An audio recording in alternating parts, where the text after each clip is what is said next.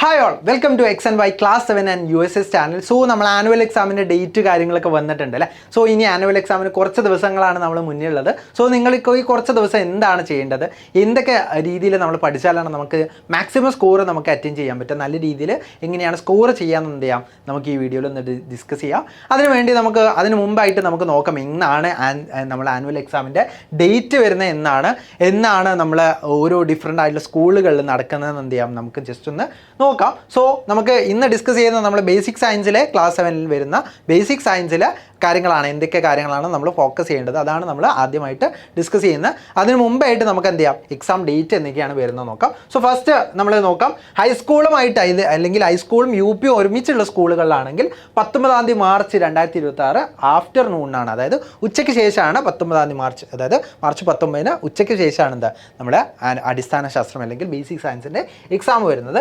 ഇനി UP school മാത്രമുള്ള സ്കൂളാണെങ്കിലോ, UP മാത്രമുള്ള സ്കൂളാണെങ്കിൽ അവിടെ 26 മാർച്ച് ഉച്ചയ്ക്ക് ശേഷമാണ് എന്താ എക്സാം വരുന്നത്, അടിസ്ഥാന ശാസ്ത്രം അല്ലെങ്കിൽ ബേസിക് സയൻസിൻ്റെ എക്സാം വരുന്നത്. സോ ഈ ഒരു ഡേറ്റ് എന്ത് ചെയ്യണം, നിങ്ങൾ മറക്കാണ്ടിരിക്കുക. ഈ ഡേറ്റ് എന്ത് ചെയ്യുക നിങ്ങൾ കൃത്യമായിട്ട് കുറിച്ച് വെക്കുക. ഓക്കെ, സോ നമുക്ക് എന്ത് ചെയ്യാം, ഏതൊക്കെ കാര്യങ്ങളാണ് നമ്മൾ പഠിക്കേണ്ടത് ആ ഒരു കാര്യത്തിലേക്ക് നമുക്ക് പോകാം. സോ നമ്മൾ ആദ്യമായിട്ട് നമ്മൾ സിലബസ് നോക്കാം. സിലബസിൽ തന്നെ നമ്മൾ ഫസ്റ്റിൽ നമ്മൾ നോക്കുന്ന സമയത്ത് ഫസ്റ്റ് 5 ചാപ്റ്റേഴ്സ് എന്ന് പറയുന്നത് നമ്മൾ പാർട്ട് 1 ചാപ്റ്റേഴ്സാണ്. ഈ ഒരു ചാപ്റ്റേഴ്സ് നമ്മൾ ഓൾറെഡി എന്ത് ചെയ്തിട്ടുണ്ടാവും, ഓണ എക്സാമിനും ക്രിസ്മസ് എക്സാമിനൊക്കെ എന്ത് ചെയ്തിട്ടുണ്ടാവും, പഠിച്ചിട്ടുണ്ടാവും അല്ലേ. ഓണ എക്സാമിനും ക്രിസ്മസ് എക്സാമിനും കൂടുതലായിട്ട് വന്നിട്ടുണ്ടാവും പാർട്ട് 1 ക്വസ്റ്റ്യൻസ് ആയിരിക്കും, അല്ലെങ്കിൽ പാർട്ട് 1 ചാപ്റ്റേഴ്സുമായിട്ട് റിലേറ്റ് ചെയ്തുള്ള ക്വസ്റ്റ്യൻസ് ആയിരിക്കും വന്നിട്ടുണ്ടാവും. അപ്പോൾ ഈ ഒരു ചാപ്റ്റേഴ്സ് നമ്മൾ ഓൾറെഡി പഠിച്ചിട്ടുണ്ട്. അപ്പം നമ്മൾ എന്ത് ചെയ്യണം, ഈ ഒരു ചാപ്റ്ററിന് അത്രത്തോളം ഇമ്പോർട്ടൻസ് കൊടുക്കേണ്ട എന്നല്ല, ഈ ഒരു ചാപ്റ്ററിൽ നിന്ന് 30% ക്വസ്റ്റ്യൻസ് ആണ് വരിക. അപ്പോൾ അതിനനുസരിച്ചുള്ള പഠനമായിരിക്കണം നമ്മൾ ഇതിനു വേണ്ടി മാറ്റി വെക്കേണ്ടത്. സോ നമ്മൾ നോക്കാം ഫസ്റ്റ് ചാപ്റ്റർ ടുവേർഡ്സ് 100-fold ഈൽഡാണ്. നമ്മൾ എന്തൊക്കെയാണ് ഈൽഡ് എങ്ങനെയൊക്കെയാണ് നമുക്ക് ഇൻക്രീസ് ചെയ്യാൻ പറ്റുക, വെജിറ്റേറ്റീവ് പ്രൊപ്പഗേഷൻ, ആർട്ടിഫിഷ്യൽ പോളിനേഷൻ, അതുപോലെ തന്നെ ഹൈബ്രിഡൈസേഷൻ, ഇങ്ങനെയുള്ള കാര്യങ്ങളാണ് നമ്മൾ ആ ഒരു ചാപ്റ്ററിൽ പഠിക്കുന്നുണ്ട്. ഇനി ആസിഡ് ആൻഡ് ബേസസ്, അവിടെ ഡിഫറെൻ്റ് ആയിട്ടുള്ള ഇൻഡിക്കേറ്റേഴ്സിനെ കുറിച്ച് പഠിക്കുന്നുണ്ട്.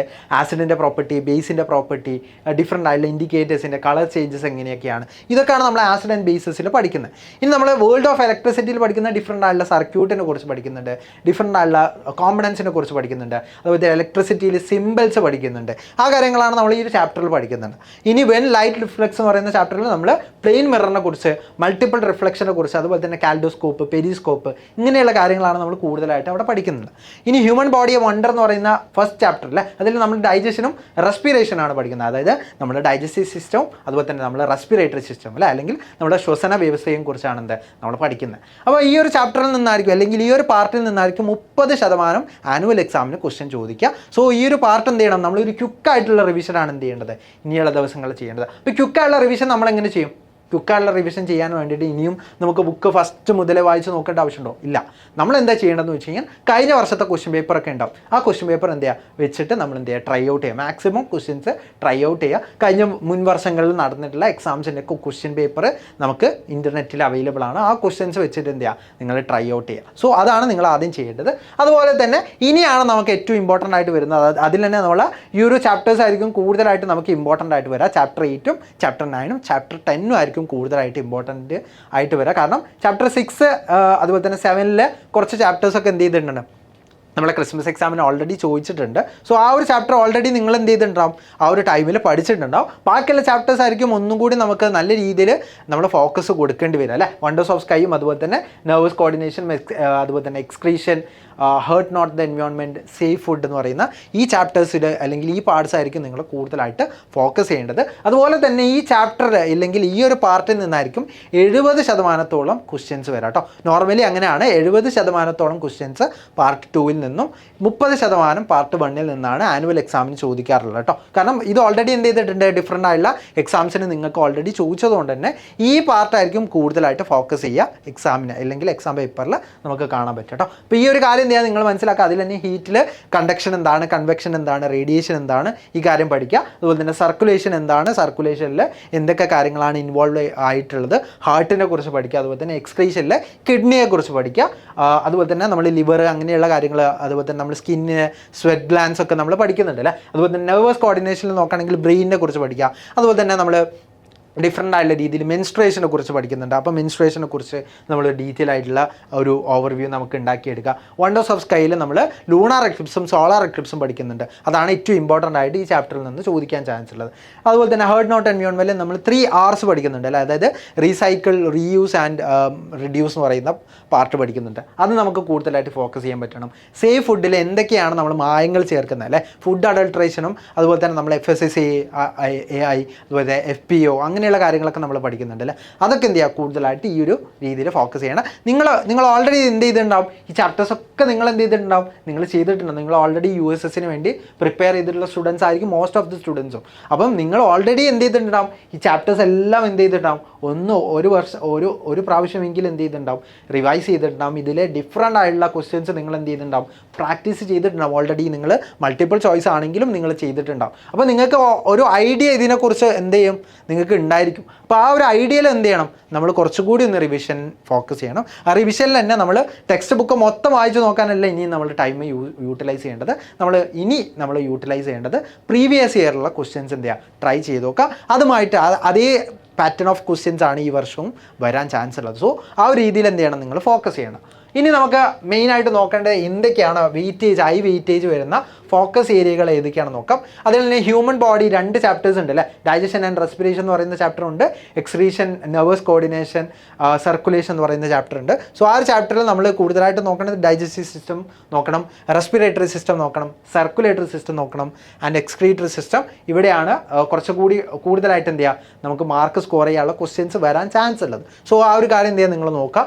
ഇനി നമ്മൾ ലൈറ്റിൻ്റെ കേസിലല്ലേ, നമ്മൾ വെൻ ലൈറ്റ് റിഫ്ലെക്സ് എന്ന് പറയുന്ന ചാപ്റ്ററും അതുപോലെ തന്നെ നമ്മൾ ഇലക്ട്രിസിറ്റി ഡയഗ്രാം, സർക്യൂട്ട് ഡയഗ്രാംസ് എന്ത് ചെയ്യുക, നമ്മൾ പഠിച്ചേക്കുക. അതായത് നമ്മൾ ബാറ്ററി എങ്ങനെയാണ് 2 സെല്ല് എങ്ങനെയാണ് കണക്ട് ചെയ്യേണ്ടത്, ഇങ്ങനെ കണക്ട് ചെയ്താലാണ് ബാറ്ററി പോലെ അവരെ ആക്ട് ചെയ്യുക, അതുപോലെ തന്നെ എങ്ങനെയാണ് ബൾബ് കത്തുക, ഈ കാര്യങ്ങളൊക്കെ സർക്യൂട്ടൊക്കെ നമ്മൾ പഠിച്ചിട്ടുണ്ടാവും. അതുപോലെ തന്നെ നമ്മൾ ഹീറ്റിൻ്റെ ട്രാൻസ്മിഷൻസ് പഠിച്ചിട്ടുണ്ടാവും.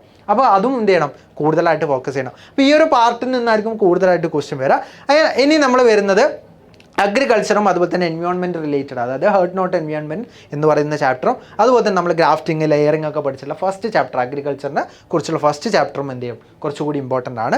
ആ ഒരു ചാപ്റ്റർ എന്ത് ചെയ്യണം, നമ്മൾ ജസ്റ്റ് റിവൈസ് ചെയ്താൽ മതി കേട്ടോ. പാർട്ട് 1 ചാപ്റ്റേഴ്സ് എല്ലാം നമ്മൾ ജസ്റ്റ് റിവിഷനാണ് നമ്മൾ ചെയ്യേണ്ടത്. റിവിഷൻ എന്ന് പറഞ്ഞാൽ ജസ്റ്റ് വായിച്ച് നോക്കാന്നുള്ളതല്ല, ഇതിൽ ക്വസ്റ്റ്യൻസ് ട്രൈ ഔട്ട് ചെയ്യുക. ഇവിടെ നമ്മൾ കുറച്ചും കൂടി എന്ത് ചെയ്യണം, നമ്മൾ പാർട്ട് 2 കുറച്ചും കൂടി എന്ത് ചെയ്യണം, ഫോക്കസ് ചെയ്യണം. അതിൽ തന്നെ ഏറ്റവും കൂടുതൽ ഇമ്പോർട്ടൻ്റ് ആയിട്ടുള്ള ടോപ്പിക്സ് ആണ് നമ്മൾ പറഞ്ഞത്. ഇനി നമ്മൾ നോക്കുകയാണെങ്കിൽ acid, base, indicators, chemical reactions, ഈ കാര്യങ്ങളൊക്കെ എന്ത് ചെയ്യണം, നമ്മൾ പതിമുഖം, അതുപോലെ തന്നെ ലിറ്റ്മസ്, ഹിബിസ്കസ് ഒക്കെ നിങ്ങൾ അതിൻ്റെ കളർ ചേഞ്ച് ഒക്കെ നിങ്ങൾ പഠിച്ചിട്ടുണ്ടാവും. സോ അതൊക്കെ എന്ത് ചെയ്യണം, നമ്മൾ കൂടുതലായിട്ട് നോക്കണം. ആ കളർ ചേഞ്ച് റിലേറ്റഡ് ആയിട്ടുള്ള ക്വസ്റ്റ്യൻസ് ആണ് എന്താ നമുക്ക് പാർട്ട് 1 നിന്ന് ചോദിക്കുന്ന ആ ഒരു പാർട്ടിൽ നിന്ന് ചോദിക്കാൻ ചാൻസ് ഉള്ള ക്വസ്റ്റ്യനിൽ നമുക്ക് കൂടുതലായിട്ട് കാണാൻ പറ്റും കേട്ടോ, ആസിഡ് ബേസുമായിട്ട് റിലേറ്റ് ചെയ്തിട്ട്. ഓക്കെ, സോ ആ ഒരു കാര്യം എന്ത് ചെയ്യുക, നിങ്ങൾ നോക്കുക. നിങ്ങൾ എപ്പോഴും നിങ്ങൾ ഫോക്കസ് ചെയ്യേണ്ടത് പാർട്ട് 1 പാർട്ട് 2 ആണ് ഫോക്കസ് ചെയ്യേണ്ടത്. കാരണം അതിൽ നമുക്ക് ഇതുവരെ എക്സാംസ് വന്നിട്ടില്ല. നമ്മൾ ഓൾറെഡി എന്ത് ചെയ്തിട്ടുണ്ടാവും, പാർട്ട് 1 നമ്മൾ ഓൾറെഡി ക്രിസ്മസ് എക്സാമിനും ഓണം എക്സാമിനൊക്കെ എന്ത് ചെയ്തിട്ടുണ്ടാവും, നമ്മൾ പ്രാക്ടീസ് ചെയ്തിട്ടുണ്ടാവും. സോ തീർച്ചയായിട്ടും നിങ്ങൾ പാർട്ട് 2 ആണ് എന്ത് ചെയ്യേണ്ടത്, ഇനി ഫോക്കസ് ചെയ്യേണ്ടത്. സോ നിങ്ങൾ ഇത് കൂടുതലായിട്ട് നോക്കുക. അതുപോലെ തന്നെ നിങ്ങൾ ഡയഗ്രാംസ് ഉണ്ടാവും അല്ലേ, ഡിഫറെൻ്റ് ആയിട്ടുള്ള ഒരുപാട് ഡയഗ്രാംസ് നമ്മൾ ചാപ്റ്ററുകളിൽ ഒക്കെ നിങ്ങൾക്ക് കാണാൻ പറ്റും. ആ ഡയഗ്രാംസ് ഒക്കെ എന്ത് ചെയ്യുക, ജസ്റ്റ് നിങ്ങളുടേതായുള്ള രീതിയിൽ നിങ്ങളുടെ ടീച്ചർക്ക് മനസ്സിലാവുന്ന രീതിയിൽ നിങ്ങൾക്ക് വരയ്ക്കാൻ പറ്റുന്നുണ്ടോ എന്ന് എന്ത് ചെയ്യുക, നിങ്ങൾ ട്രൈ ഔട്ട് ചെയ്യുക. അതിന് കുറച്ച് എന്ത് ചെയ്യുക, കുറച്ചൊന്ന് വൃത്തിയിൽ വരച്ചാൽ മതി. അത് പെർഫെക്റ്റ് ആവണമെന്നൊന്നുമില്ല, കുറച്ച് നിങ്ങളുടെ ടീച്ചർക്ക് മനസ്സിലാവുന്ന രീതിയിൽ നിങ്ങൾക്ക് വരയ്ക്കാൻ പറ്റുന്നുണ്ടോ എന്ന് എന്ത് ചെയ്യുക, നോക്കുക. കാരണം എല്ലാവരും എന്തല്ല ആർട്ടിസ്റ്റുകളല്ല. അപ്പോൾ നിങ്ങൾ എന്ത് ചെയ്യുക, ആ ഒരു രീതിയിൽ എന്ത് ചെയ്യുക, നിങ്ങൾക്ക് എല്ലാവർക്കും വരയ്ക്കാൻ പറ്റുന്ന രീതിയിൽ, ടീച്ചർക്ക് മനസ്സിലാവുന്ന രീതിയിൽ വരയ്ക്കാൻ പറ്റുന്നുണ്ടോ എന്ന് മാത്രം എന്ത് ചെയ്യാൻ നോക്കിയാൽ മതി. സോ ആ ഒരു കാര്യം എന്ത് ചെയ്യുക, നിങ്ങൾ നോക്കാം. അതേപോലെ തന്നെ നിങ്ങൾ ഡിഫറെൻ്റ് ആയിട്ടുള്ള എസെൻഷ്യൽ ആയിട്ടുള്ള ഡയഗ്രാംസ്, അതായത് നമ്മുടെ ഡൈജസ്റ്റീവ് ട്രാക്റ്റ്, ഹ്യൂമൻ ഹാർട്ട്, അതുപോലെ തന്നെ ഇലക്ട്രിക് സർക്യൂട്ട്സ്, ഇതൊക്കെ ഇമ്പോർട്ടൻ്റ് ആയിട്ട് എന്ത് ചെയ്യുക, നിങ്ങൾ നോക്കുക.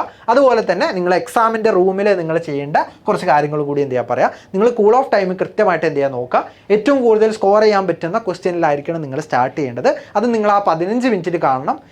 15 മിനിറ്റിൽ ഏതൊക്കെ ക്വസ്റ്റ്യൻ മുതലാണ് നിങ്ങൾ സ്റ്റാർട്ട് ചെയ്യേണ്ടത് നിങ്ങൾ എന്ത് ചെയ്യുക, ആദ്യം തന്നെ നിങ്ങൾ നോക്കി വെക്കുക. അതുപോലെ തന്നെ നിങ്ങൾ ഡിഫറെൻ്റ് ആയിട്ടുള്ള ഡിഫറൻഷ്യേറ്റ് ചെയ്യാനുള്ള ക്വസ്റ്റ്യൻസ് ഉണ്ടാവും അല്ലേ. അതിലെന്ത് ചെയ്യുക, നിങ്ങൾ ടേബിളൊക്കെ വരയ്ക്കുക. അതായത് ഇപ്പോൾ നിങ്ങളോട് ചോദിച്ചിട്ടുണ്ടാവുക ചിലപ്പോൾ ലെയറിങ്ങും ഗ്രാഫ്റ്റിങ്ങും തമ്മിലുള്ള ഡിഫറൻസ് എന്താണ്, അല്ലെങ്കിൽ ആസിഡും ബേസും തമ്മിലുള്ള ഡിഫറൻസ് എന്താണ്, കണ്ടക്ടറും ഇൻസുലേറ്റേഴ്സും തമ്മിലുള്ള ഡിഫറൻസ് എന്താണ്, ഇതൊക്കെ ചോദിച്ചിട്ടുണ്ടെങ്കിൽ നിങ്ങൾ എന്ത് ചെയ്യുക, ഒരു ടേബിൾ വരയ്ക്കുക. എന്നിട്ട് അത് തമ്മിലുള്ള ഡിഫറൻസ് ഒരു ടേബിളിൽ നിങ്ങൾ ഡിഫറെൻ്റ് ആയിട്ടുള്ള പോയിൻറ്റ്സ് കൊടുത്തിട്ടുണ്ടെങ്കിൽ നിങ്ങൾക്ക് കുറച്ചുകൂടി എന്ത് ചെയ്യാൻ പറ്റും, അവിടെ മാർക്ക് സ്കോർ ചെയ്യാൻ പറ്റും. അതുപോലെ തന്നെ നിങ്ങൾക്ക് ഇമ്പോർട്ടൻ്റ് ആയിട്ട് ഫീൽ ചെയ്തിട്ടുള്ള കാര്യങ്ങൾ, അതായത് നിങ്ങൾക്ക് അത്രയും ഇമ്പോർട്ടൻ്റ് ആയിട്ട് ഫീൽ ചെയ്ത കാര്യങ്ങൾ എന്ത് ചെയ്യുക, നിങ്ങൾ അവിടെ കീ ടേംസ് ഒക്കെ എന്ത് ചെയ്യുക, ഒന്ന് അണ്ടർലൈൻ ചെയ്യാൻ നോക്കുക നിങ്ങളുടെ എക്സാം പേപ്പറിൽ. അപ്പോൾ നിങ്ങൾ എക്സാം പേപ്പറിൽ കുറച്ചുകൂടി മാർക്ക് സ്കോർ ചെയ്യാൻ പറ്റും.